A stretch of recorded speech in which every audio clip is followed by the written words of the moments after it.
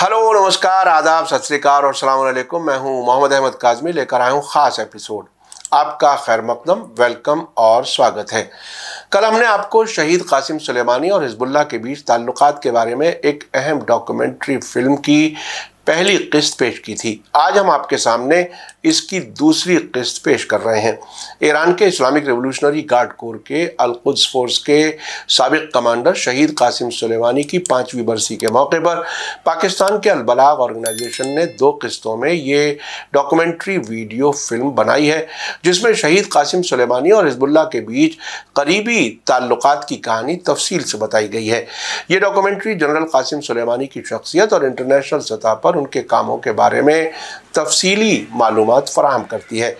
इस खूबसूरत डॉक्यूमेंट्री में हिजबुल्लाह के लीडर शहीद सैयद हसन नसरुल्लाह, शहीद सैयद हाशिम सफ़ीउद्दीन, फ़िलिस्तीन मामले के senior expert doctor Masood असदुल्लाही, Ubaidullah Safiuddin और ईरान के सियासतदान डॉक्टर मनोचहर मुत्तकी के मुँह से पहली बार शहीद जनरल कासिम सुलेमानी के बारे में अहम और अब तक अनकही बातें सामने रखी गई हैं। आज हम इस डॉक्यूमेंट्री की दूसरी किस्त आपके सामने पेश कर रहे हैं। हम इसके लिए अल-बलाग के शुक्रगुजार हैं। ये डॉक्यूमेंट्री बहुत ही अहम और मालूमात से भरी है, आखिर तक ज़रूर देखें। अगर आपने अभी तक media star world YouTube channel subscribe नहीं किया है तो सब्सक्राइब कर लें और घंटी दबाना ना भूलें, ताकि हमारी हर नई वीडियो का नोटिफिकेशन आप तक पहुंच सके। आइए देखें शहीद कासिम सुलेमानी के बारे में अहम डॉक्यूमेंट्री की दूसरी किस्त। हाज कासिम और बाकी बरादरान ने मुझसे कहा कि आपकी तकरीर कुछ देर बाद हो तो बेहतर है। पहले हमला किया जाए, फिर आपकी तकरीर हो, इसका असर ज़्यादा होगा।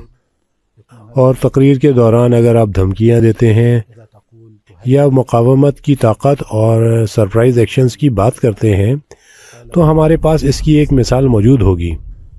हम मुजाहिदीन की जानिब से हमले का इंतज़ार करते रहे, लेकिन इनकी तरफ से ताख़ीर हो रही थी और दोपहर तक कार्रवाई नहीं हुई। आप जानते हैं कि यह हमला करना आसान नहीं था। आपको लॉन्चर से बहुत बड़े मिसाइल फायर करने होते हैं। जंग का ज़माना और पूरा इलाका दुश्मन के ज़ेरे नज़र है। आपको इसे ऐसी जगह पर ले जाना है जहां आप ठीक से देख सकें। निशाने के लिए सही जगह का तयन करें। समंदर की तरफ हमले में मोहतात रहें। हवा का चलना वगैरह मामला बहुत पेचीदा होता है। दोपहर तक अफसरान कामयाब ना हुए।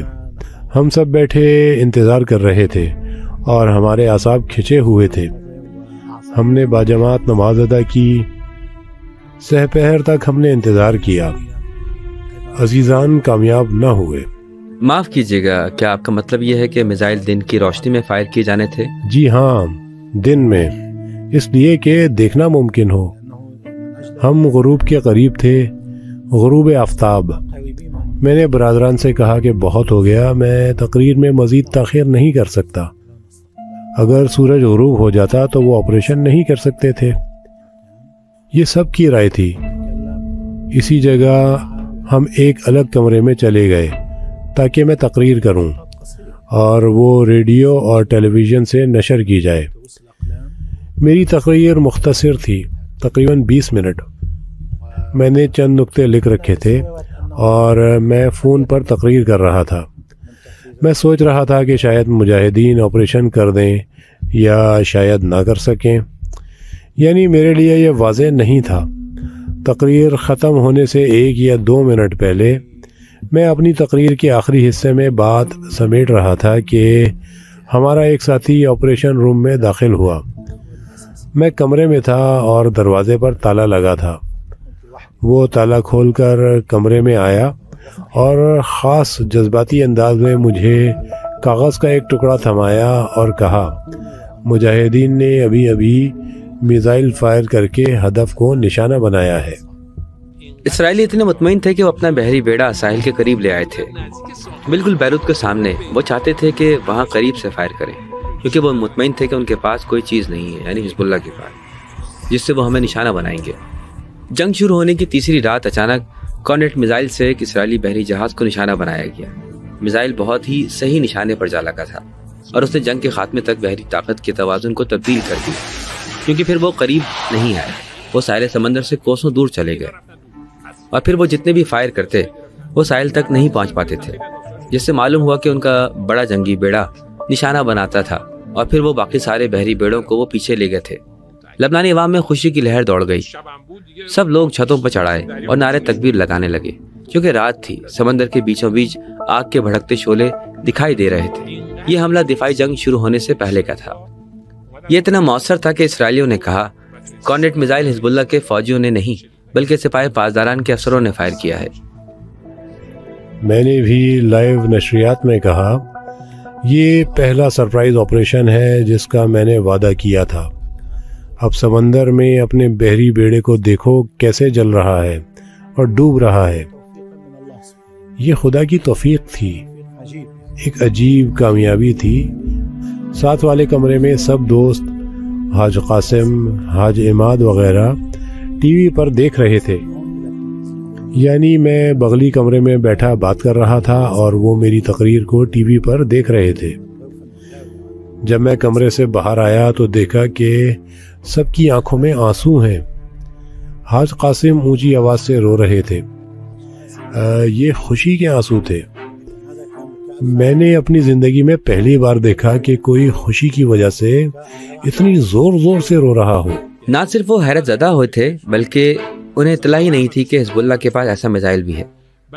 ان کے لیے انتہائی شرمندگی کا باعث تھا کہ ایک اسرائیلی عظیم فوج کے مقابلے میں ایک چھوٹے سے گروہ کی طاقت اتنی ہو گئی ہے کہ وہ سمندر میں دور تک مار کرنے والا میزائل استعمال کر رہا ہے۔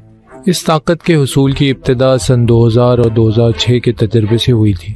ان سالوں کے بعد حزب اللہ پہلے سے کہیں زیادہ طاقتور ہو گئی، جس میں حاج قاسم، حاج عماد اور دوسرے شہداء، نیز اسلامی جمہوریہ ایران، سپاہی پاسداران اور ان تمام لوگوں کی بابرکت کوشش شامل ہے جنہوں نے اس عظیم کام میں اپنا کردار ادا کیا۔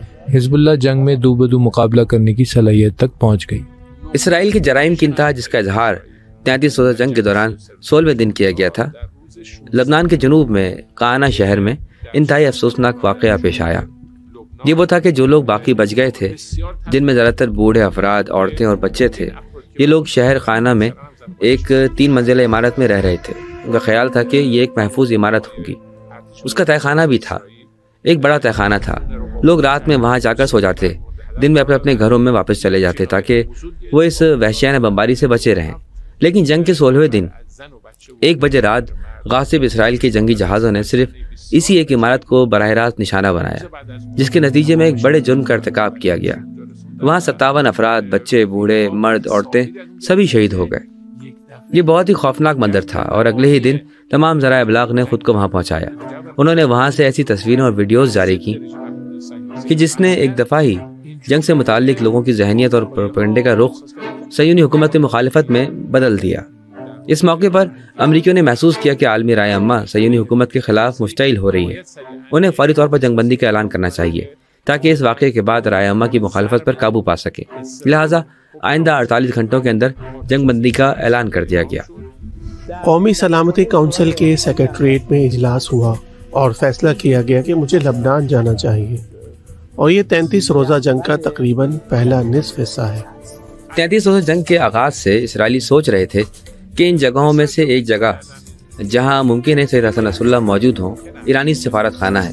یہ بات ان کے ذہن میں تھی۔ ان کا خیال تھا چونکہ سفارتی مراکز پر بمباری اور فوجی حملے بین الاقوامی قوانین میں جرم تصور کیے جاتے ہیں اور انہیں ایک قسم کا استثناء حاصل ہے، اس لیے شاید حزب اللہ نے فیصلہ کیا ہو کہ کسی بھی قسم کے حملے سے محفوظ رکھنے کی خاطر سید حسن نصر اللہ کو جنگ کے دوران وہاں مقیم رکھیں۔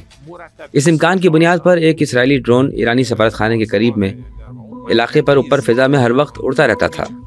مجھ سے 2 دن پہلے فرانس کے وزیر خارجہ لبنان میں تھے۔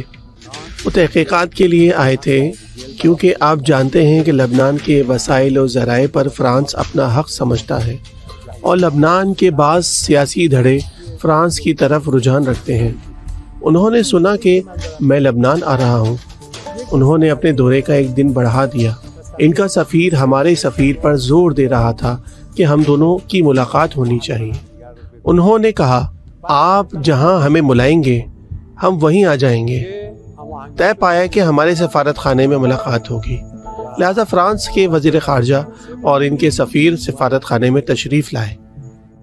یقینی طور پر فرانس وہ ملک ہے جسے اسرائیلی کارروائی کی پہلے سے خبر تھی۔ جو کچھ اسرائیل نے کیا اسے اطلاع تھی۔ جب سعودیہ کو خبر تھی، مصر کو خبر تھی، تو کیسے ممکن ہے؟ مصر کے بارے میں ابھی بتاؤں گا، کیونکہ لبنان کے اس دورے کے بعد میں مصر اور یمن گیا تھا، اور وہ باتیں جن کا حسنی مبارک نے اس ملاقات میں ذکر کیا تھا وہ سب ذکر کروں گا۔ یوں کہہ لیں کہ وہ جنگ کے مستقبل کی پیشن گوئی کی تلاش میں تھے کہ حالات کیا ہوں گے۔ اب یہ وہ وقت ہے جب میں نے ابھی سید حسن نصر اللہ اور حاج قاسم سے ان کے مورچوں میں بات نہیں کی تھی۔ یہ علاقہ جہاں ایرانی سفارت خانہ قائم تھا زاہیہ سے قریب بھی ہے، یعنی زیادہ دور نہیں ہے۔ بہرحال جنگ کے دوران اس پر حملہ نہیں کیا گیا کیونکہ وہاں مشہور ہے، یہ سفارت خانوں کا علاقہ ہے، وہاں بہت سارے سفارت خانے ہیں۔ اس وجہ سے وہ اس بات کا سراغ لگا رہے تھے کہ اگر وہاں سید حسن نصر اللہ موجود ہیں تو اسرائیلی ہمیشہ کی طرح تمام بین الاقوامی قوانین کی خلاف ورزی کرتے ہوئے ایک مرتبہ پھر بین الاقوامی قوانین کو پامال کریں اور وہاں حملہ کر دیں۔ اس کی مثال ہم نے یوگوسلاویہ کی جنگ میں دیکھی ہے۔ یوگوسلاویہ میں جنگ شروع ہونے سے پہلے چند سال پہلے امریکیوں نے، جو کہ بقول خود وہ سربوں کے خلاف جنگ میں شامل تھے، انہوں نے جان بوجھ کر اس وقت کے یوگوسلاویہ اور موجودہ سربستان کے دارالحکومت بلغراد میں چینی سفارت خانے کو نشانہ بنایا۔ انہوں نے چینی سفارت خانے کو نشانہ بنایا جو کہ ایک سفارتی مقام تھا، اور متعدد چینی سفارتکار بھی مارے گئے۔ اب چونکہ یہ مثال موجود تھی لہٰذا یقینی طور پر اسرائیلی بھی ایسا کر سکتے تھے، پھر بیان دیتے کہ غلط فہمی ہو گئی اور معذرت کر لیتے۔ میں نے محسوس کیا کہ فرانسیسی وزیر خارجہ مشکوک ماحول میں بات کر رہے ہیں۔ جو اعتماد سعود الفیصل نے مجھے فون پر اور بعض دیگر عرب وزراء نے دکھایا، اب وہ یہاں موجود نہیں تھا۔ وہ تقریباً پریشان تھے کہ اسرائیل اس جنگ میں ہدف حاصل نہیں کر پائے گا۔ عرض یہ ہے کہ میرے لیے یہ واضح بات تھی، میرے اپنے اعتقاد کی بنیاد پر حزب اللہ کے بارے میں میری معلومات سید حسن نصر اللہ کی حکمت عملی اور دفاع کے حوالے سے پچھلے چند سالوں سے ان کی تیاریوں کو دیکھتے ہوئے تنظیمی مضبوط ڈھانچہ اور ان کے پختہ ایمان کے اعتبار سے جس سطح پر یہ پہنچ چکے تھے، کسی خاص معلومات کے بغیر میرا یقین تھا کہ اسرائیل یہ جنگ نہیں جیت سکے گا۔ کچھ گھنٹوں بعد وہ ڈرون جو پچھلے 2 ہفتوں سے مسلسل ہمارے سفارت خانے کے اوپر اڑ رہا تھا چلا گیا اور پھر نہیں آیا۔ معلوم ہوا کہ فرانسیسی وزیر خارجہ کا اپنے ایک ساتھی کے ہمراہ آنے کا مقصد، یعنی ایرانی سفارت خانے آنے کا مقصد اور اس کو دیکھنا یہ تھا کہ کیا سید حسن نصر اللہ در حقیقت سفارت خانے میں موجود ہیں یا نہیں، کیونکہ اگر وہ ہوتے تو سفارت خانے کی ظاہری حالت، آنا جانا، سفارت خانے میں موجود لوگوں کی چال چلن سے وہ اندازہ لگا سکتے تھے کہ وہاں وہ موجود ہیں یا نہیں۔ جب وہ آئے تو دیکھا کہ سفارت خانے میں حالات معمول پر ہیں، جو لوگ بچ گئے تھے آ جا رہے ہیں، اور انہوں نے نتیجہ خاص کیا کہ جناب سید حسن نصر اللہ ایرانی سفارت خانے میں نہیں ہیں۔ یہ بات اسرائیلیوں کو پہنچا دی گئی۔ اس کے بعد وہ مطمئن ہو گئے کہ سید حسن نصر اللہ سفارت خانے میں نہیں ہیں۔ پھر کسی دوسری جگہ پر مشکوک ہوئے اور وہاں پر انہوں نے بمباری کی کہ الحمدللہ وہ وہاں بھی نہیں تھے، جس سے معلوم ہوا کہ انہیں جو اطلاعات مل رہی ہیں وہ غلط ہیں۔ یہی گفتگو جو جناب فلپ ڈوسٹ بلازی نے میرے ساتھ کی، اس بنا پر جب وہ واپس پہنچے جنگ ختم ہونے کے کچھ دن بعد، اس نے اپنا ایک خصوصی نمائندہ تہران بھیجا۔ وہ اس کا جنرل پولیٹیکل ڈائریکٹر تھا۔ فرانسیسی وزیر خارجہ کے خصوصی نمائندے کی حیثیت سے اس نے چند تجاویز پیش کی اور کہا کہ ہم فرانس میں سربراہی اجلاس منعقد کرنا چاہتے ہیں۔ آپ دیکھیں کہ 33 روزہ جنگ میں حزب اللہ کی کامیابی کا پہلا اثر یہ تھا کہ وہ فرانس جو اس انتظار میں تھا کہ حزب اللہ کا خاتمہ ہو جائے اور اسرائیل جنگ میں کامیاب ہو جائے، میرے لیے پیغام بھیج رہا ہے کہ آپ واسطہ بنیں۔ ہم پیرس میں ایک اجلاس بلانا چاہتے ہیں۔ ساری سیاسی جماعتوں نے ہماری دعوت قبول کرتے ہوئے اپنے نمائندے بھیجنے کا وعدہ کر لیا ہے۔ حزب اللہ نہیں مان رہی۔ آپ برائے مہربانی ہمارے لیے ثالثی کریں تاکہ حزب اللہ اس اجلاس میں اپنا ایک نمائندہ بھیجے۔ یہ ان کے لیے بہت اہم تھا اور ہم نے یہ کام کیا، یعنی ہم نے انہیں پیغام بھیجا، ہم نے اسے حاج قاسم کے سامنے پیش کیا، انہوں نے ہم آہنگی کی اور حزب اللہ نے وہاں اپنا نمائندہ بھیج دیا۔ میں نے اگلے دن فون کیا، جس دن میں بیروت میں تھا، میں نے فون کیا اور کہا کہ میں جناب سید حسن نصر اللہ سے بات کرنا چاہتا ہوں۔ میں نے حال احوال دریافت کیا، بات چیت ہوئی۔ میں نے دیکھا کہ سید حسن ہمیشہ کی طرح سرشار خوشباش ہیں۔ مجھے لگا اب تقریباً جنگ میں اسرائیل کی ناکامی کے آثار ظاہر ہو رہے ہیں اور حزب اللہ کی فتح واضح ہے۔ میں نے یہ بات سید حسن نصر اللہ کی فون پر باتوں میں تازگی سے محسوس کی۔ اس کے بعد انہوں نے کہا، اب اپنے کمانڈر سے سنیں۔ انہوں نے فون حاج قاسم کو تھما دیا تھا۔ انہوں نے بڑے اعتماد کے ساتھ کہا، تقریباً جنگ حزب اللہ کے حق میں ختم ہو گئی ہے۔ مجھے بعد میں حاج قاسم کے الفاظ یاد آئے جب انہوں نے کہا تھا کہ داعش کا کیس اگلی 6 ماہ تک بند کر دیا جائے گا۔ انہوں نے وقت دیا تھا۔ مجھے نہیں معلوم کہ میں 6 ماہ صحیح کہہ رہا ہوں یا نہیں۔ انہوں نے کہا کہ یہ اس مدت میں ختم ہو جائے گا اور پھر ایک دن اعلان کیا کہ داعش کا باب ختم ہو گیا ہے۔ اس کرۂ ارض سے داعش کا قصہ ختم ہو چکا ہے۔ اسی قسم کی بات انہوں نے وہاں بھی مجھ سے کہی۔ مجھے کہا کہ اسرائیل کے خلاف اس جنگ میں مقاومت کی فتح میں کوئی شک نہیں، وہ ضرور جیتیں گے۔ اس نقطہ نگاہ کی بنیاد پر اگلے دن سے میں نے لبنانی حکام سے ملاقاتیں شروع کر دی۔ جب میں سینیورا سے ملاقات کے لیے گیا جو اس وقت لبنان کے وزیر اعظم تھے، اس نے کہا، جناب متکی، یہ لبنان پر اسرائیل کا چھٹا حملہ ہے۔ کچھ حملوں میں تو وہ بیروت تک آ گئے تھے، بہت تباہ کن ہے۔ افسوس کے ساتھ آخرکار وہ طاقتور ہو رہے ہیں اور فلاں فلاں۔ میں نے کہا، جناب سینیورا، آپ کے ملک میں صہیونی حکومت کے اس حالیہ حملے کی صورتحال کے بارے میں ہمارا تجزیہ یہ ہے کہ یہ اس کا آخری حملہ ہوگا۔ وہ اس میں شکست کھا چکا ہے اور اب آئندہ وہ لبنان پر حملہ کرنے کی جرات نہیں کریں گے۔ ہر طرف جنگ تھی اور حملے ہو رہے تھے، لیکن ہم نے حزب اللہ کی حفاظتی ٹیم کے ساتھ ہم آہنگ کر رکھا تھا۔ وہ آئے اور ہمیں زمینی راستے سے بڑی مشکل سے لے گئے اور ہم اسی راستے سے واپس بھی آئے۔ یعنی سب معلوم تھا کہ میری ملاقاتیں کب ختم ہوں گی اور پھر دمشق کی طرف کب سفر کرنا تھا۔ بنیادی طور پر میری خارجہ پالیسی کا ایک حصہ یہ تھا کہ مذاکرات کے دوران میری کوشش ہوتی تھی دوسرے فریق پر اثر انداز ہوں تاکہ جن نکات کو میں اہم سمجھتا تھا انہیں اس طرف لا سکوں۔ اس جنگ کے دوران ہم وہاں گئے اور ہمارا اپنا دل بھی مضبوط ہوا یہ دیکھ کر کہ انشاءاللہ جنگ کے فاتح ہم ہیں۔ یہ احساس میں نے بشار اسد کے ساتھ ملاقاتوں میں اسے منتقل کیا، پھر بشار اسد کو اقدامات کرنے پر آمادہ کیا۔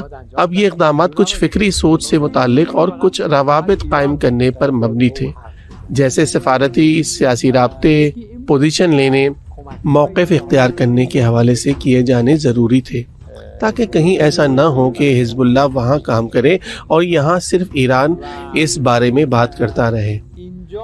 ایک یہ تھی، اور ایک بات وہ مدد ہے جو شام والے کسی بھی طرح سے حزب اللہ کے لیے کر سکتے ہیں، اس کو مزید تقویت دینے کے لیے کریں۔ اس موقع پر انہوں نے محسوس کیا کہ وہ شخص جو مدد کر سکتا ہے وہ وہی ہے جو ہماری بھی مدد کر رہا ہے، اور وہ حاج قاسم ہے۔ انہوں نے کہا کہ متکی صاحب، آپ یہ بات حاج قاسم کو بتائیں کہ در حقیقت وہی ہماری مدد کر رہے ہیں۔ بہرحال ہم نے ان کا پیغام وصول کیا اور ان کی رائے لے لی۔ شام کو حاج قاسم کی انتظامی صلاحیتوں پر یقین ہو گیا تھا، اور یہ کہ کس طرح وہ ہتھیاروں کے میدان کے علاوہ خطے میں تنظیم سازی اور منظم تحریک چلانے میں بھی مؤثر تھے۔ خیر، بعد میں انہوں نے خود بھی شام کے مسائل اور حاج قاسم کے کردار کا تجربہ کیا۔ وہ حاج قاسم کی شخصیت کے بارے میں جان چکے تھے۔ رہبر معظم آیت اللہ خامنہئی نے ایک اخلاقی اور روحانی نصیحت کی کہ حزب اللہ کے برادران ہر رات دعائے جوشن صغیر پڑھیں۔ سب نے اس کی پابندی شروع کر دی، حتیٰ کہ المنار ٹیلی ویژن پر بھی مجھے یاد ہے کہ ہر شام معمول کی نشریات کے بعد دعائے جوشن صغیر لگائی جاتی تھی اور نشر ہوتی، اور اس کا حزب اللہ کے لوگوں پر بہت زیادہ روحانی اثر تھا۔ مجھے یاد ہے کہ 33 روزہ جنگ کے بعد جناب سید حسن نصر اللہ کی ایک تقریر میں انہوں نے کہا تھا کہ ہم رہبر معظم آیت اللہ خامنہئی کی خدمت میں پہنچے، اور میں نے یہی سوال کیا کہ جناب، یہ پیغام جو آپ نے دیا تھا اس میں کچھ پیشن گوئیاں تھیں جو کہ جنگ کے ان لمحات میں بالکل ناقابل تصور لگ رہی تھیں۔ آپ کو ان کے بارے میں کیسے پتہ چلا؟ سب سے پہلے تو یہ جنگ اگلی 6 ماہی میں شروع ہونے والی تھی اور ہم یہ جنگ جیتنے والے ہیں، اور پھر یہ جنگ خطے میں مؤثر ہوگی۔ کہتے ہیں کہ رہبر معظم آیت اللہ خامنہئی نے مختصر تبسم فرمایا اور کہا، اللہ تعالیٰ نے کچھ جملے اپنے اس بندے کی زبان سے جاری کر دیے۔ حاج قاسم نے پہلی اصلاحی حکومت کے ساتھ پھر اصلاحی حکومت کے بعد والی حکومت یعنی خادمین یا تعمیرات کی حکومت، 9ویں اور 10ویں حکومتوں کے ساتھ، اور روحانی حکومت میں بھی کام کیا ہے۔ یہ ساری حکومتیں ان کی حسن کارکردگی، کام کرنے کے انداز کو سراہتی رہی ہیں، کیونکہ حاج قاسم کا ایک ہی مقصد تھا، اور وہ یہ کہ ان کے منصوبے، ان کی حکمت عملی اور کام نہ رکیں۔ اس لیے وہ ہر حکومت کے ساتھ مل کر کام کرتے تھے۔ اس سے حاج قاسم کی اعلیٰ سیاسی ذہانت کا پتہ چلتا ہے۔ کچھ سیاسی منصوبے جو انہوں نے سیکریٹریٹ کی میٹنگز میں پیش کیے، ان سے ظاہر ہوتا ہے کہ وہ کس طرح کاموں کو بنیاد فراہم کرتے ہیں۔ آپریشن روم جنگ کے پہلے دن سے جنگ کے آخری دن تک کا کام کرتا رہا ہے۔ اس میں تمام اجلاس ہوا کرتے تھے۔ ایک موقع پر انہوں نے فیصلہ کیا کہ چونکہ خطرہ بہت قریب ہے اور ممکن ہے کہ ایک بمباری میں وہ تینوں عزیزان شہید ہو جائیں، یعنی سید حسن نصر اللہ، حاج قاسم سلیمانی، حاج عماد مغنیہ، لہٰذا اچھا ہوگا کہ جگہ بدل دی جائے۔ حاج عماد مغنیہ اور حاج قاسم سلیمانی ایک جگہ ہی تھے اور سید حسن نصر اللہ الگ جگہ چلے گئے تاکہ خطرہ کم ہو جائے۔ جنگی حالات میں وہ عموماً یہ کام کیا کرتے تھے۔ حاج قاسم سلیمانی نے سب سے پہلا کام جو کیا وہ یہ تھا کہ حزب اللہ کے ساتھیوں کو جنگی چارٹ بنا کر دیا، یعنی انہوں نے ہتھیاروں کے استعمال کے لیے ایک جدول ترتیب دیا، ایک گراف۔ خاص طور پر میزائلوں کی راشن بندی کر دی اور روزانہ کا کوٹا مقرر کر دیا کہ آپ روزانہ کتنے میزائل ماریں گے۔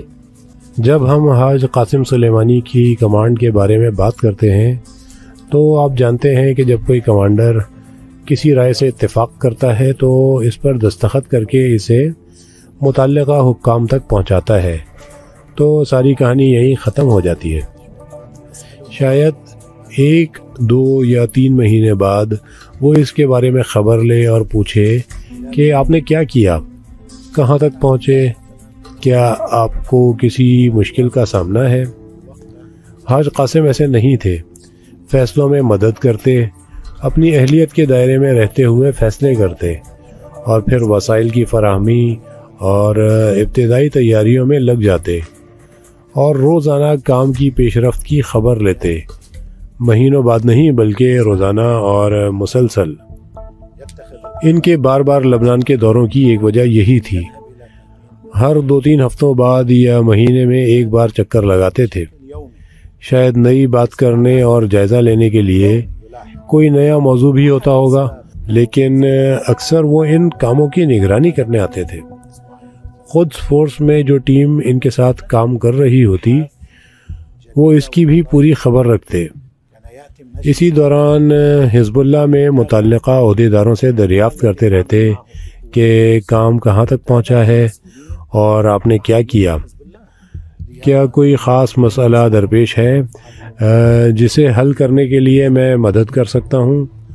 لہذا متواتر اور مسلسل کاموں کی خبر رکھنا حاج قاسم رحمۃ اللہ علیہ کی خصوصیات میں سے ایک تھا۔ حاج قاسم کا اندازہ تھا کہ جنگ طویل ہو سکتی ہے اور اگر حزب اللہ کے دوست جذباتی ہو کر راکٹ اور میزائل داغنے شروع کر دیں گے، یعنی اسرائیلی بمباری کے نتیجے میں ہونے والی وسیع تباہی کا منہ توڑ جواب دینے کی خاطر بغیر کسی حساب کتاب کے میزائل داغنے شروع کر دیں، تو ممکن ہے جنگ کے بیچ میں میزائل کا ذخیرہ ختم ہو جائے، جبکہ دوسری طرف سے امریکہ اسرائیلی دشمن کو ہر روز بھر بھر کے میزائل پہنچا رہا تھا۔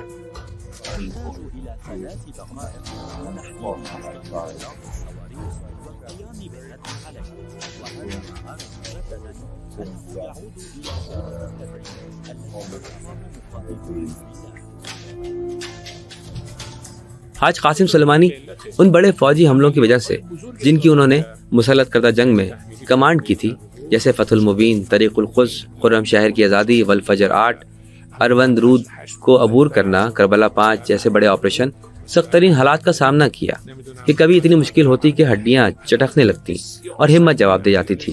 حاج قاسم سلیمانی ان تمام مشکلات اور سختیوں سے نمٹنے کا تجربہ رکھتے تھے۔ 8 سالہ جنگ کے بعد ایران میں وہ ملک کے جنوب مشرق اور مشرقی علاقوں میں چلے گئے۔ وہاں وہ سیکیورٹی کے ذمہ دار تھے۔ وہاں انہوں نے ملک دشمنوں اور تکفیریوں سے مقابلے میں وسیع تجربات حاصل کیے، کیونکہ وہاں مقابلے میں تکفیری دشمن تھے۔ ان تمام تجربات کے ساتھ وہ حزب اللہ کے ساتھ کام کرنے کے لیے پہنچ گئے۔ انہوں نے بتایا کہ ایک دن ہم کہیں تھے، ہم نے دھماکہ سنا، میں اور حاج عماد وہاں سے بھاگے۔ اچانک اس عمارت پر بمباری شروع ہو گئی، پھر ساتھ والی دوسری تیسری عمارتوں پر بھی خوب بم برسے۔ حاج عماد نے کہا، لگتا ہے انہیں پتہ چل گیا ہے کہ ہم کہاں ہیں۔ کہتے ہیں ہمیں سمجھ نہیں آئی کہ کیا ہوا ہے۔ ہمیں رستے میں ایک کار ملی، ہم اس میں بیٹھے، گاڑی سٹارٹ کی، رات کے وقت نسبتاً کہیں دور ایک ایسے علاقے میں پہنچے جہاں کچھ معلوم نہیں تھا کہ ہم کہاں ہیں، لیکن حاج عماد بہت پرسکون ہو کر آئس کریم خریدنے گئے اور ہم نے ساتھ بیٹھ کر آئس کریم کھائی۔ آپ کو معلوم ہے کہ انہیں 8 سالہ جنگ کا تجربہ تھا۔ اپنے پیاروں اور دوستوں کی شہادت یا زخمی ہونے کی خبریں سننے اور بڑی تعداد میں مجاہدین کی شہادت آنکھوں سے دیکھنے کا تجربہ تھا، اس لیے ان میں بہت زیادہ اعلیٰ سطح کی روحانیت تھی۔ لیکن وہ کچھ جگہوں پر جان بوجھ کر ساتھیوں کے ساتھ مذاق کرتے، انہیں ہنسانے کی خاطر خاص لطیفے سنایا کرتے تھے۔ سب ہنستے اور وہ خود بھی ہنستے۔ کوئی کیسے سوچ سکتا ہے کہ عین جنگ کے دوران کوئی انہیں اس طرح ہنسائے گا اور سبق آموز لطیفے سنائے گا۔ میدانی کمانڈر کا رابطہ حاج عماد مغنیہ سے تھا کہ وہ ہر رات حاج عماد مغنیہ کو فون کرتے، خطے میں ہونے والی تازہ ترین صورتحال سے آگاہ کرتے اور ضرورت پڑنے پر ان سے ملاقات کرتے۔ یعنی یہ رابطہ حاج قاسم سلیمانی کے ساتھ نہیں تھا۔ یہ غلطی نہ ہو، غلط نہ سمجھیں، میدان کی نگرانی حاج عماد مغنیہ کر رہے تھے، لیکن حاج قاسم سلیمانی کیونکہ دفاع مقدس کی جنگ اور بڑے آپریشن کا وسیع تجربہ رکھتے تھے، ان کے پاس ہمیں جہد حملوں کی تربیت تھی، انہیں دشمن کے شدید دباؤ کا بھی تجربہ تھا اور اس تجربے کو منتقل کرنے سے درست فیصلے کرنے میں مدد ملتی تھی۔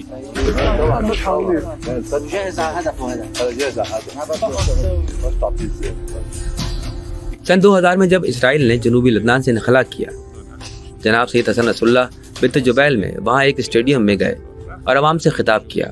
انہوں نے وہاں ایک اصطلاح استعمال کی اور کہا، اسرائیل ایک مکڑی کے جالے کی طرح سے کمزور ہے، اوہن من بیت العنکبوت، جو مکڑی کے جالے کی طرح کمزور ہے۔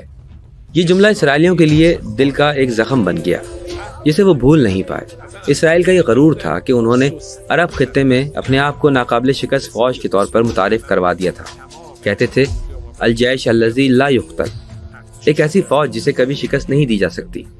اب ایک عربی قائد اٹھا ہے اور وہ ایک چھوٹے سے گروہ کو لے کر اس نے اسرائیل کو اتنی بڑی شکست سے دوچار کر دیا ہے، اور پھر ہمارے منہ پر کہتا ہے واللہ ان اسرائیل اوہن من بیت العنکبوت، خدا کی قسم اسرائیل مکڑی کے جالے سے بھی زیادہ کمزور ہے۔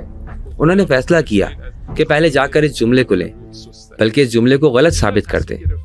یعنی وہ اپنے زعم میں باطل میں حزب اللہ اور جناب سید حسن نصر اللہ کو ایک زوردار تھپڑ رسید کرنا چاہتے تھے اور کہنا چاہتے تھے کہ یہ تم تھے جس نے ہمیں ایسا ویسا کہا تھا، اور لو اب 2 دن کے اندر ہم نے بنت جبیل پر قبضہ کر لیا۔ من الحرب أخذ الإسرائيلي قرار بالتقدم على بنت جبيل من ناحية مارون. بهذا الوقت الساعة 2 فجرا بلش التسلل لأطراف بنت جبيل. الإخوان الشباب المقاومة مجاهدين المقاومة بانتظاره كانوا بالمرصاد لهم تابعين حركته. هو من ساعة ما بلش تسلله ليلا خفية تسلل أطراف بنت جبيل. 33 جنگ میں یہ اسرائیلیوں کی ایک بھونڈی غلطی تھی۔ انہوں نے ایسی غلطی کیوں کی؟ اس لیے کہ انہوں نے عسکری نقطہ نگاہ سے حملہ کرنے کے لیے بہت بری جگہ کا انتخاب کیا تھا۔ بنت جبیل جنوبی لبنان میں ایک بڑا شہر ہے اور حزب اللہ کے اہم مراکز میں سے ایک ہے۔ آپ جب اس میں داخل ہوں گے تو آپ دوسری طرف دیکھے بغیر ایک ایسے شہر کی جنگ میں خود کو جھونک رہے ہیں جہاں کچھ واضح نہیں ہے کہ کیا ہوگا۔ یعنی وجہ تھی کہ پہلے دن سے جب وہ داخل ہوئے بنت جبیل میں پھنس گئے۔ بنت جبیل کی جنگ کے بارے میں اسرائیلیوں کی سنائی گئی کہانیاں واقعی سننے کے قابل ہیں۔ کہتے ہیں کہ ہم بھوتوں سے لڑ رہے تھے، اچانک یہ کہیں زمین کے اندر سے نکلتے تھے، کیونکہ حزب اللہ کے سپاہیوں نے اس ساری جگہ کے نیچے سرنگیں کھود رکھی تھیں۔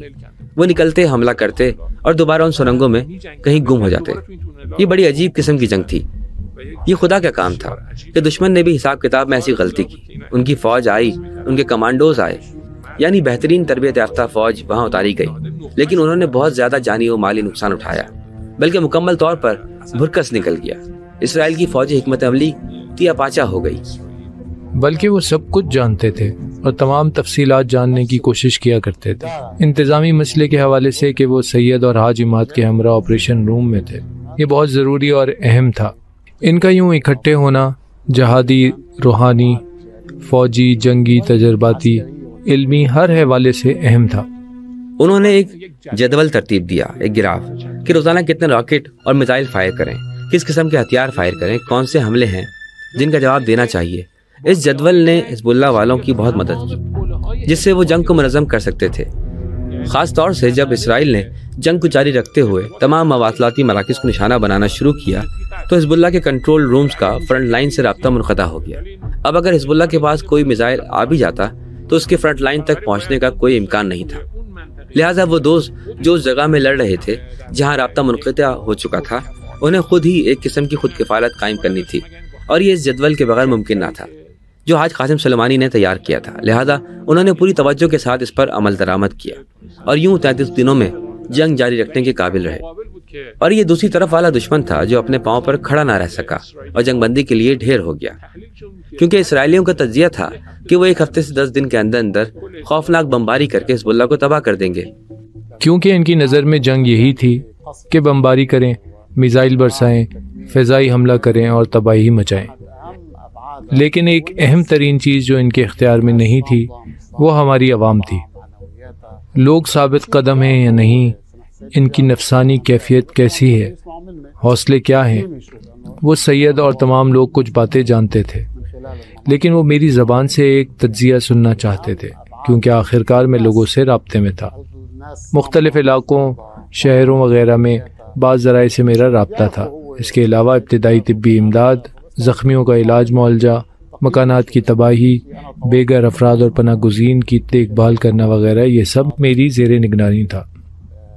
انہوں نے تفصیل سے پوچھا، بلکہ وہ ان سب کی باریکیاں جاننا چاہتے تھے، کیونکہ اس سے ان کے لیے ایک پس منظر واضح ہوتا تھا۔ جس طرح سید حسن نصر اللہ مسلسل لوگوں کی حالات، استقامت اور صبر و حوصلے کے بارے میں پوچھتے تھے، کیونکہ ان سے ان کے لیے بھی فیصلہ کرنے میں آسانی ہوتی تھی کہ ہم کتنا انتظار اور برداشت کر سکتے ہیں، کتنی دیر تک جنگ جاری رکھ سکتے ہیں، کیونکہ جنگ صرف فوجی کارروائی نہیں ہے۔ 2006 کی جنگ 1996 اور 1993 کی جنگ سے مماثلت نہیں رکھتی تھی۔ 2006 کی جنگ حجم، وسعت اور اثرات کے لحاظ سے 2 گنا سے بھی زیادہ تھی، لہٰذا عوام بھی جنگ کا حصہ ہیں، مختلف علاقوں، شہروں اور موجودہ وسائل کے ذریعے سے بھی شامل ہیں۔ انہی 1-2 ہفتوں کے دوران دشمن نے سارے اینٹی فورٹیفیکیشن میزائلوں کو استعمال کیا۔ کیوں اینٹی فورٹیفیکیشن میزائل استعمال کیے؟ اس لیے کہ سب سے پہلے انہوں نے سوچا کہ حزب اللہ نے زاہیہ علاقے میں جہاں تہہ خانوں میں اپنے کمرے بنا رکھے ہیں، مثال کے طور پر کنٹرول رومز وغیرہ، اس لیے انہوں نے اس قسم کے میزائل استعمال کیے۔ یہ ایسے میزائل تھے جو جگہ خالی کر کے 30 سیکنڈ سے بھی کم وقت میں ایک عمارت، ایک 10 منزلہ ٹاور کو گلی کے فرش پر لے آتے ہیں۔ یعنی یہ بم چھت سے داخل ہوتا ہے، سوراخ کرتا ہے اور تہہ خانے تک چلا جاتا ہے اور وہاں پھٹتا نہیں ہے۔ اپنے سنگین وزن اور تیز رفتاری کی وجہ سے عمارت میں سوراخ کرتے ہوئے نیچے تک چلا جاتا ہے اور وہاں جا کر پھٹتا ہے، پھر ایک خالی جگہ بناتا ہے۔ آپ نے گھی کے 3 ڈبے دیکھے ہوں گے یا دودھ کے خالی ڈبے دیکھے ہوں گے، اگر آپ ایک دم سے اس کی ہوا نکال دیں تو وہ پچک جاتا ہے۔ اس طرح وہ عمارت پچک جاتی ہے اور زمین پر آ گرتی ہے۔ یہ ایک عجیب چیز تھی، حزب اللہ نے ایسا کبھی نہیں دیکھا تھا اور دشمن نے اس قسم کے بموں کا استعمال کیا۔ یہ ایرانیوں سب کے لیے بہت اہم ہے، انہیں یہ جاننا چاہیے۔ مقصد یہ تھا کہ حقیقت میں وہ ایران اور اس کی جوہری تنصیبات پر حملے کا منصوبہ بنا رہے تھے، اسی لیے انہوں نے اس قسم کے بم تیار کیے کہ جنہیں ضد استحکام یا اینٹی فورٹیفیکیشن میزائل کہا جا سکتا ہے۔ جہاں زمین کی گہرائی میں سرنگیں بنائی جاتی ہیں انہیں عام بموں سے تباہ نہیں کیا جا سکتا۔ اس حملے میں وہ تجرباتی طور پر انہیں استعمال کر رہے تھے۔ ان کا ارادہ تھا کہ ان بموں کو ہم حزب اللہ کے خلاف استعمال کریں، جس سے ہم ایک تو حزب اللہ کا خاتمہ کر دیں گے اور دوسرا یہ دیکھیں گے کہ بم کیسے کام کرتے ہیں۔ انہوں نے بھی ایسا ہی کیا۔ انہوں نے جتنی تباہی مچائی وہ واقعی بہت زیادہ تھی، کیونکہ یہ رہائشی عمارتیں تھیں، ان کی بنیادیں مضبوط نہیں تھیں۔ واقعی میں 30 سیکنڈ سے بھی کم وقت میں انہوں نے ان عمارتوں کو خاک کے ساتھ یکساں کر دیا۔ تمام عمارتیں دیکھتے ہی دیکھتے ملبے کا ڈھیر بن گئیں۔ حاج قاسم سلیمانی لبنان کے لیے میدان جنگ میں حزب اللہ کی کمانڈ اور ایران کے درمیان براہ راست رابطے کا پل بن گئے۔ رہبر معظم آیت اللہ خامنائی سے لے کر نیچے قومی سلامتی کونسل، سپاہ پاسداران، وزارت دفاع تک تمام سطحوں کے فیصلہ سازی اور ضروری بات چیت کے لیے واسطہ بن گئے، خاص طور پر ہتھیاروں کے حوالے سے۔ اگر بالفرض حاج قاسم سلیمانی تہران میں ہوتے اور حزب اللہ اس قسم کی ضروریات کی درخواست کرنا چاہتی تو اس کام میں بڑا مسئلہ تھا اور بہت وقت لگتا، لہٰذا حاج قاسم کی میدان میں موجودگی وجہ بنتی کہ وہ جلدی جان لیں کہ حزب اللہ کو کس چیز کی ضرورت ہے۔ دفاع مقدس جنگ میں اپنے تجربات کی بنیاد پر اس لیے وہ فوراً تہران میں متعلقہ محکمے سے رابطہ کر لیتے تھے۔ سلام اور حال احوال کے بعد ساری باتیں تفصیل سے پوچھا کرتے تھے، لیکن ان کی اصل بات یہ ہوتی تھی کہ آپ فکر نہ کریں، ہم آپ کے ساتھ ہیں۔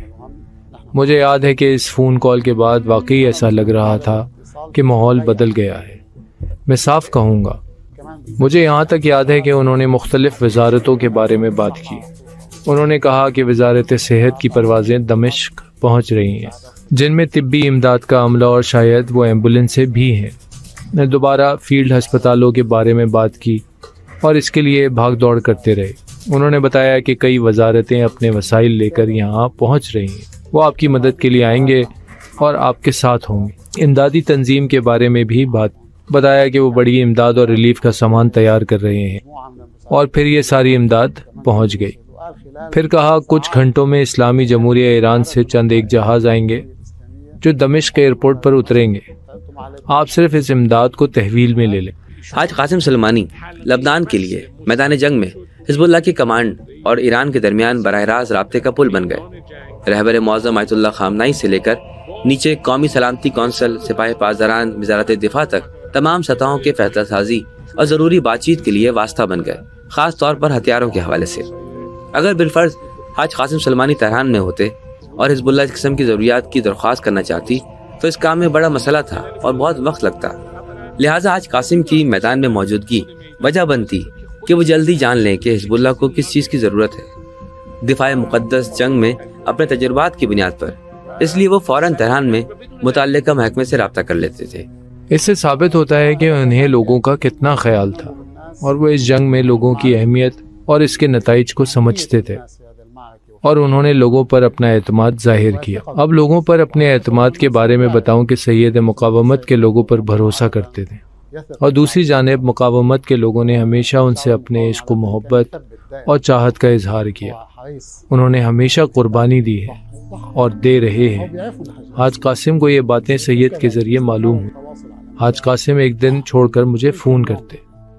اسرائیلی صہیونی حکومت کی فوج نے 33 روز جنگ کے بعد جو تجزیے پیش کیے، ایک نقطے کی طرف بار بار اشارہ کیا، اور وہ یہ تھا کہ کہا ہم نے جب 2006 میں دوبارہ لبنان پر حملہ کیا اور ان کی سرزمین میں داخل ہوئے، ایک ایسی حزب اللہ کو دیکھا کہ جس حزب اللہ کو ہم نے 2000 میں لبنان کے اندر چھوڑا تھا۔ یہ اس سے بہت مختلف تھی، زیادہ مضبوط، بہت زیادہ طاقتور ہر حوالے سے۔ یہ حزب اللہ اس حزب اللہ سے بہت مختلف تھی جو سن 2000 میں تھی۔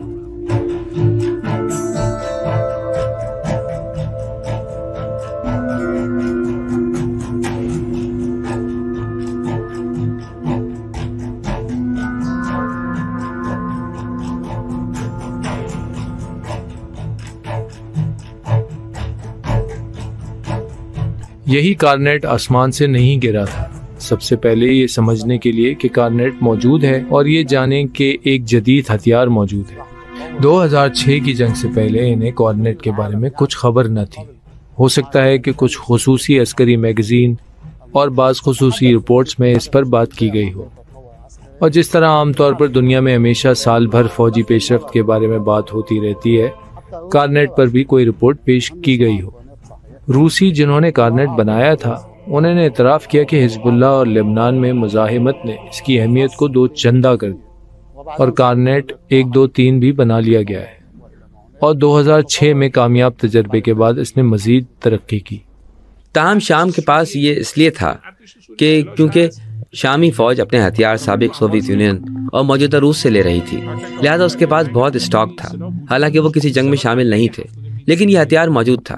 یہ ہتھیار 1970 کی دہائی میں انہوں نے حاصل کر لیا تھا، لیکن کوئی جنگ ہی نہیں ہوئی تھی کہ جس میں وہ اس کی آزمائش کرتے۔ حاج قاسم نے یہ ممکن بنایا کہ شام یہ ہتھیار حزب اللہ کو دے دے، اور یہ ہو گیا۔ اس کے لیے مجاہدین نے ضروری تربیت حاصل کی تھی، وہ تیار تھے۔ جب جنگ شروع ہوئی، خاص طور پر وادی حجیر میں جو اسرائیلی ٹینکوں کی قتل گاہ بنی، یہ انہی کارنیٹ بموں کے ذریعے تھی جنہیں حزب اللہ کے سپاہیوں کی طرف سے فائر کیا گیا تھا۔ کارنیٹ میزائل جو دراصل حاج قاسم، حاج عماد اور ان کے ہمراہ دوسرے ساتھیوں کی ایجاد تھی، کے بارے میں اہم بات یہ تھی کہ یہ میزائل مقاومت کے تمام شعبوں میں نہیں بھیجا گیا تھا، بلکہ مخصوص تعداد میں افراد کو منتخب کیا گیا۔ مجھے یاد ہے کہ 50 لوگ تھے، اور انہیں کارنٹ میزائل کے ساتھ کام کرنے کی تربیت دی گئی تھی، اور ان سے کہا گیا تھا کہ جنگ کے دن تک وہ اس معاملے کو خفیہ رکھیں۔ حزب اللہ میں کوئی بھی نہیں جانتا تھا کہ کارنٹ میزائل ہمارے پاس ہے۔ اسی نے زمینی جنگ کا نقشہ بدل کر رکھ دیا، کیونکہ آپ RPG کے ساتھ مرکاوا 4 کو تباہ نہیں کر سکتے۔ اس کام کو حاج قاسم نے سن 2000 سے 2006 کے دوران کیا۔ میں چونکہ خبروں کے پیچھے ہوتا تھا، میں نے دیکھا کہ اسرائیلی سرحد پر جمع ہو رہے ہیں اور نئی سرحد کے پاس آ رہے ہیں۔ ہر کوئی 1701 کی نئی قرارداد پر بات کر رہا تھا، لیکن انہوں نے اسے نظر انداز کر دیا۔ سب کا خیال تھا کہ جنگ ختم ہونے والی ہے، کسی نے سوچا بھی نہیں تھا کہ یہ نئی چیز دوبارہ ہوگی۔ رات کے وقت حاج قاسم سلیمانی نے مجھے فون کیا اور پوچھا کیا خبر ہے۔ میں نے کہا جناب اسرائیلی بری فوج سرحد کے قریب آئی ہے، اس نے وہاں بڑی تعداد میں، اور بظاہر وہ اس محور سے آنا چاہتے ہیں، داخل ہونا چاہتے ہیں۔ حاج قاسم نے جواب میں ایک محاورہ بولا اور کہا میں انہیں کچل کر رکھ دوں گا۔ میں نے دل میں سوچا اور ان سے کہا مجھے یاد نہیں آ رہا، لیکن میں نے کہا جناب بات اس سے بہت زیادہ ہے۔ اگلے دن حملہ شروع ہو گیا۔ میں سوچتا ہوں کہ حاج قاسم نے یہ بات کیوں کی۔ مجھے بعد میں پتہ چلا کہ حاج قاسم سب جانتے ہیں، لیکن وہ یہ نہیں چاہتے تھے کہ یہ خبریں نشر کی جائیں۔ اسرائیلی چاہتے تھے کہ اپنی اس کارروائی کو ایک نفسیاتی حملے کے طور پر استعمال کریں، تاکہ حزب اللہ کے سپاہیوں کو توڑ دے اور بتائے کہ دیکھیں بھائی 31 دن کے بعد ابھی ہم جنگ شروع کر رہے ہیں۔ وہ آئے اور انہوں نے دوبارہ ایک بڑی غلطی کر دی۔ سرحد سے بڑی آسانی کے ساتھ انہوں نے عبور کر لیا، آگے آئے اور وہاں ایک درہ ہے بنام وادی حجیر، وہ اس علاقے سے گزر رہے تھے کہ حزب اللہ کے مجاہدوں نے اس جگہ اسرائیلی ٹینکوں کو نشانہ بنانے کی گھات لگائی۔ مرکاوا 4 ٹینک تھا جو اسرائیل کی فوجی صنعت کا فخر تھا، وہاں انہوں نے اس کی ایسی تباہی مچائی کہ صرف 39 ٹینک اسی جگہ پر تباہ کر دیے۔ اسرائیلیوں کا دعویٰ تھا کہ یہ ٹینک کسی بختربند ہتھیار سے تباہ نہیں ہو سکتا، نہ ہی پھٹے گا، لیکن حزب اللہ کے فوجیوں نے انہیں کارنیٹ میزائلوں سے نشانہ بنایا۔ اس طرح کے ٹینک میں جو بھی ہوتا وہ مارا جاتا۔ بعد میں خود اسرائیلیوں نے اس کا نام لوہے کا تابوت رکھا۔ ان کا کہنا تھا کہ یہ ہمارے فوجیوں کی حفاظت کرنے والے تھے۔ پھر وہ کہنے لگے جو کوئی بھی ان میں ہوگا وہ ضرور مارا جائے گا۔ خیر یہ بھی ایک واقعہ تھا جو میں نے حاج قاسم سلیمانی کے سامنے بیان کیا۔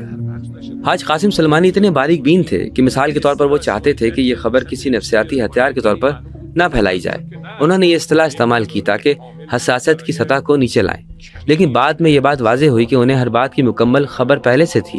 انہوں نے اس راستے پر حملہ آور فوج کے خلاف گھات لگانے کی مکمل تیاری کر رکھی تھی، اور پھر اسی کارروائی کی بنا پر جنگ ختم ہو گئی۔ قطر کے وزیر اعظم جو کہ وزیر خارجہ بھی تھے نیو یارک میں مقیم ہو گئے تھے، اور یہ جنگ جو بعد میں 33 روزہ جنگ کے نام سے مشہور ہوئی، اس کے خاتمے کی قرارداد کے اجرا سے متعلق مذاکرات کے انعقاد اور اس قرارداد کی منظوری کے لیے کوشش کر رہے تھے۔ بعد میں یہ قرارداد 1701 کے عنوان سے مشہور ہوئی۔ یہ شریف آدمی جنگ کے بعد لبنان آیا اور حزب اللہ کی تعریف کی۔ اس نے کہا کہ ہم قرارداد 1701 کو منظور کروانے کی کوشش کر رہے تھے، لیکن یہ امریکی کسی طرف نہیں آ رہے تھے، کیونکہ امریکی اسرائیل سے اصرار کر رہے تھے کہ حزب اللہ کو کسی بھی صورت ختم کر دیں گے۔ کیوں؟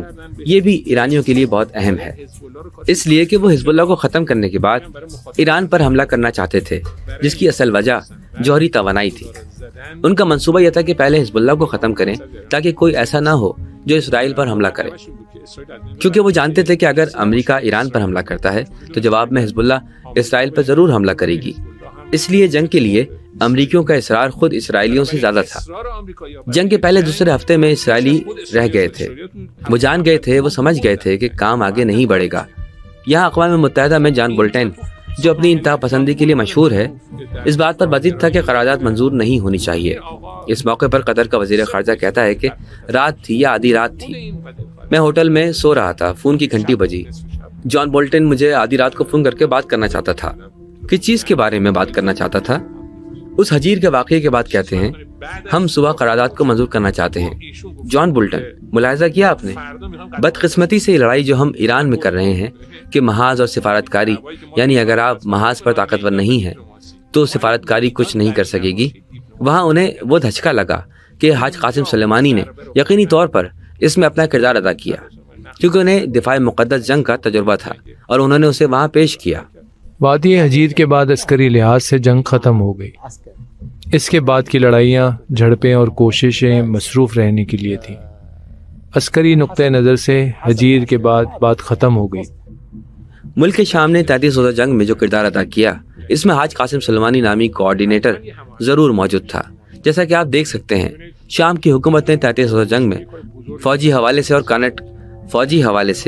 کارنیٹ میزائلوں وغیرہ کے حوالے کے بارے میں پہلے بتا چکا ہوں، لیکن شام نے لبنان میں شیعہ کمیونٹی کو اسرائیل کی طرف سے تباہ کرنے کے منصوبے کے ساتھ کیا کیا؟ اس نے لبنان سے آنے والے جنگی پناہ گزینوں کو رہائش کے لیے پورے شام میں اپنی تمام سہولیات کو فراہم کیا۔ شام کے سکول، جمنازیمز، شادی ہال وغیرہ ہلال احمر سب بند کر دیے گئے اور ہلال احمر کو تیار کر دیا گیا۔ جنگی پناہ گزین جیسے ہی سرحد عبور کرتے ہیں، انہیں پہلے سے کھڑی بسوں میں بٹھا کر مقررہ جگہوں پر لے جایا جاتا تھا، پھر ان کو آباد کیا جاتا، انہیں زندگی گزارنے کے اسباب مہیا کی جاتے۔ یہاں تک کہ جناب بشار الاسد کی بہن خود آتی تھیں، ان کیمپوں کو دورہ کرتی تھی تاکہ دیکھیں کہ ان میں کوئی کمی تو نہیں، پھر وہ حکم دے سکیں اور مسئلے کو حل کر سکیں۔ شامی حکومت کی طرف سے حزب اللہ کے کندھوں سے ایک بڑا بوجھ ہٹایا گیا تھا۔ اگر یہ مہاجرین حزب اللہ کے ہاتھ میں ہوتے تو حزب اللہ لڑنے کے قابل نہ رہتی، وہ مجبور تھی کہ ہاتھ اٹھا لے، فوجی نقطہ نظر سے نہیں بلکہ اس لحاظ سے کہ وہ لبنان جیسے چھوٹے سے ملک میں کئی لاکھ جنگی پناہ گزینوں کو جگہ نہیں دے سکتی تھی، اور کہاں وہ انہیں جگہ دے سکتی تھی۔ یہ واضح تھا کہ اس کا ایک کوآرڈینیٹر تھا۔ اب اس حقیقت کے علاوہ کہ وہ خود حزب اللہ کا بشار الاسد کے ساتھ براہ راست تعلق تھا، لیکن یقینی طور پر وہی ملاقات جو حاج قاسم سلیمانی کی تھی، اور شامی حکام بالخصوص جناب بشار الاسد کو لبنان کے حالات کی درست عکاسی کی۔ اس نے شامی حکومت کے اس اہم فیصلے میں اپنا مؤثر کردار ادا کیا تاکہ وہ سمجھ سکیں یہ کام جو کر رہے ہیں کتنا اہم ہے۔ یہ کام بلا تاخیر کیا گیا اور اس کا بڑا اچھا اثر ہوا۔ گزشتہ جنگوں کی بات کو چھوڑتے ہیں، ان سے ہٹ کر عرب ریاستوں میں جناب بشار الاسد کی نفرت دل میں رکھنے کی وجہ بھی ان کا یہی کام تھا۔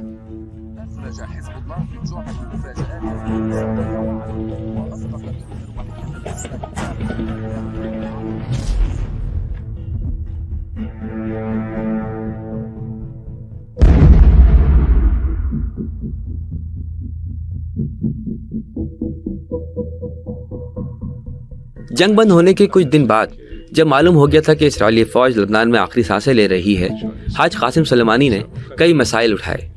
ایک یہ کہ جنگی پناہ گزینوں کی تعداد، ان کا ایک بڑا حصہ شام گیا تھا اور ایک حصہ خود لبنان میں تھا۔ یہ لوگ غیر شیعہ علاقوں میں آ کر آباد ہوئے تھے۔ ان کے دو طرح کے حالات تھے، ان میں سے بعض کے گھر جنگ سے محفوظ تھے۔ یہ واضح تھا کہ ایک بار جنگ ختم ہونے کے بعد وہ فوراً اپنے گھروں کو لوٹ جائیں گے، لیکن ان میں سے ایک حصہ ایسا بھی تھا جو اپنے گھر کھو چکا تھا، خاص طور پر زاہیہ کے اندر، یعنی بیروت کے جنوبی مضافات میں خوفناک تباہی تھی۔ تو اب ان لوگوں کے ساتھ کیا کیا جائے؟ یہاں پر پھر حاج قاسم سلیمانی نے بنیادی کردار ادا کیا۔ سب سے پہلے انہوں نے حزب اللہ سے کہا کہ آپ کو تیاری کرنی ہوگی، فوری طور پر وہ لوگ جن کے گھر تباہ ہو گئے ہیں ان کے اعداد و شمار اکٹھے کریں، سب کے نام وغیرہ معلوم ہونے چاہیے۔ پھر حزب اللہ کو جو کام کرنا چاہیے وہ یہ ہے کہ اعلان کرے، ہم آپ کو 1 سال کا کرایہ پیشگی ادا کرتے ہیں، آپ جائیں اور فوری طور پر جہاں کہیں اپنے لیے اپارٹمنٹ کرائے پر لے سکتے ہیں لے لیں۔ سب سے پہلے تو اس کام کے لیے پیسوں کی ضرورت تھی۔ حاج قاسم سلیمانی نے ایران سے مخیر حضرات سے شرعی وجوہات کے ذریعے مراجع الزام سے رابطہ کر کے اور ہر جگہ سے سرکاری اور غیر سرکاری اور عوامی مدد اکٹھی کی۔ ہمارے پاس ہزاروں مکانات ایسے تھے جو مکمل یا جزوی طور پر تباہ ہو چکے تھے یا ان کے کچھ حصوں کو نقصان پہنچا تھا۔ ہم یہ جانتے تھے۔ یہاں میں آپ کو ایک بات بتاتا چلوں تاکہ یہ تاریخ میں لکھی جائے، البتہ میں گزشتہ زخم نہیں چھیلنا چاہتا، تاہم لبنانی حکومت کے کچھ اہلکار ان خاندانوں کی حوصلہ افزائی کے لیے مالی امداد پہنچانے میں تاخیر کرنا چاہتے تھے تاکہ مقاومت کے خلاف لوگوں کو بھڑکائیں۔ انہوں نے جنگ کے دوران بہت برا اور منفی کردار ادا کیا۔ حقیقت یہ ہے کہ ہمارے پاس ابھی تک مناسب وسائل نہیں تھے۔ حاجی کے کہنے پر میں نے قرض لینا شروع کر دیا۔ حاج قاسم نے کہا فکر نہ کریں۔ مجھے ان کا وہ جملہ اب بھی یاد ہے کہ جب انہوں نے کہا لوگوں کو سانس لینے دیں، لوگوں پر دباؤ نہ ڈالیں، انہیں آرام سے رہنے دیں۔ ہم نے اپنی منصوبہ بندی میں کچھ قواعد و ضوابط مقرر کی، لیکن حاج قاسم کی گفتگو کے بعد ہم نے پابندیاں ہٹا دیں۔ ہم نے ادھر ادھر سے پیسہ اکٹھا کیا، قرضے لیے اور لوگوں کے لیے سہولتیں فراہم کی۔ بہرحال خدا کا شکر ہے، اللہ کے فضل سے اور حاج قاسم کے وعدے کے ساتھ ہم نے سارے قرض اتار دیے۔ اس کا مطلب ہے کہ 1 ہفتہ 10 دن میں ایک بڑا مسئلہ حل ہو گیا۔ ناقابل یقین تھا۔ امریکہ